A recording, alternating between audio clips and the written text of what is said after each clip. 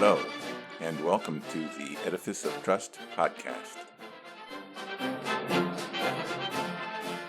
The Edifice of Trust podcast is a thoughtful discussion of today's current events from the perspective of America's founding principles.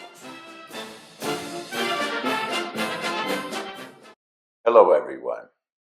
10 days after his inauguration, President Trump announced punitive tariffs of 25% on Mexico and Canada, as well as 10% tariffs on China.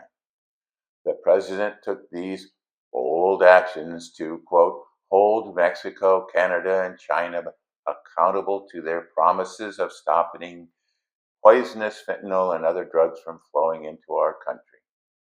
The first question to pop into one's mind is why so much harsher punishment for friends and neighbors than for the ultimate source of the fentanyl pouring across our borders? But since the first announcement, the tariffs has been postponed, re-announced, delayed, new items included, other items deleted, to the point that nobody understands exactly what is going on.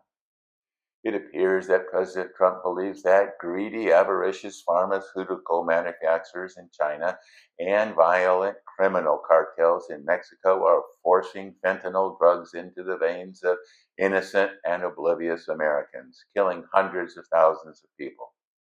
I don't know how to describe the perpetrators from Canada responsible for smuggling the equivalent of one suitcase of drugs into the U.S. It appears that Mr. Trump's understanding of the economics behind this drug trade stopped before his Wharton Professor of Economics 101 got to supply and demand.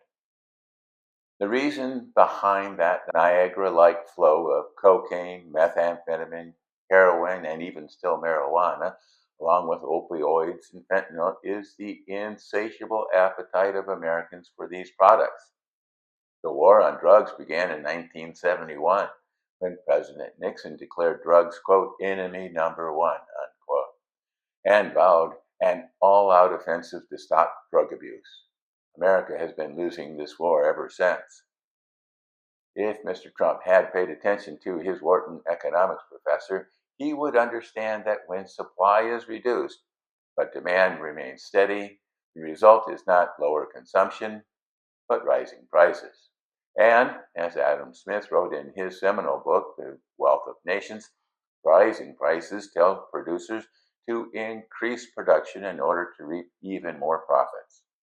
I keep bringing up Mr. Smith's book over and over again in the apparently vain hope that someone in the Trump administration will understand this basic concept.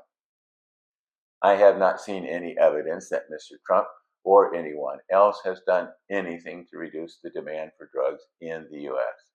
Granted, previous campaigns to reduce drug demand were less than successful. There, drug abuse resistance education has been around almost as long as the Rural Electrification Administration, 1983 versus 1936, but has been singularly ineffective. At least most people in the countryside now have electricity. One would think that fentanyl would be its own worst enemy. It's a killer. It's deadly. Almost 74,000 people died from fentanyl overdoses in 2022. The DEA warns that a single gram of fentanyl, about the size of a sugar packet in a fast food restaurant, can kill 500 people. Cops and EMS first responders can die just from treating people with fentanyl overdoses. And pills that contain fentanyl don't come with warning labels. In fact, most people that die from fentanyl had no idea they were ingesting fentanyl. Drug dealers try to hide the fact that their products are deadly. When I was in college, taking an unknown drug might result in a bad trip. With fentanyl, taking an unknown drug might be your last trip. One must be abysmally stupid or horrifically oblivious to take an unknown drug that could kill you. The DEA reports that half of all the pills it tested contain deadly amounts of fentanyl. Unfortunately, abysmally stupid and horrifically oblivious seems to describe a huge swath of our population. especially the young. Add in the fact, as described by Jonathan Haidt in his book, The Anxious Generation, that many of our young people are clinically depressed or suicidal. And you have a generation that does not give a damn if their next hit will kill them or not. I'm not trying to make light of this problem. Fentanyl and other drugs are a serious and deadly problem. But if President Trump thinks that punitive tariffs on Mexico and Canada are going to do anything to alleviate the fentanyl crisis, he is as abysmally stupid and horrifically oblivious as the worst meth head, heroin addict, or high schooler looking for some Adderall. Perhaps willfully so. In the MAGA world, the appearance of doing something counts more than actually doing something to solve a problem. I don't mean to sound flippant. These are serious problems.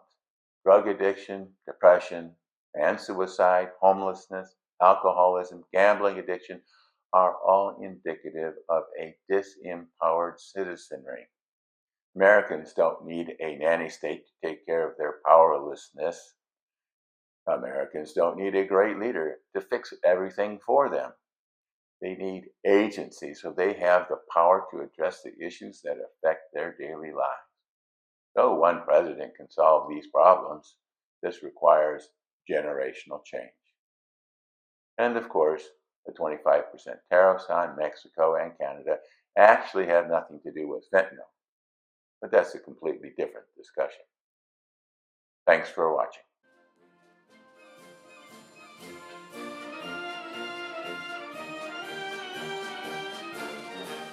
Links to source material used in preparing this podcast can be found on my website, www.edificeoftrust.com.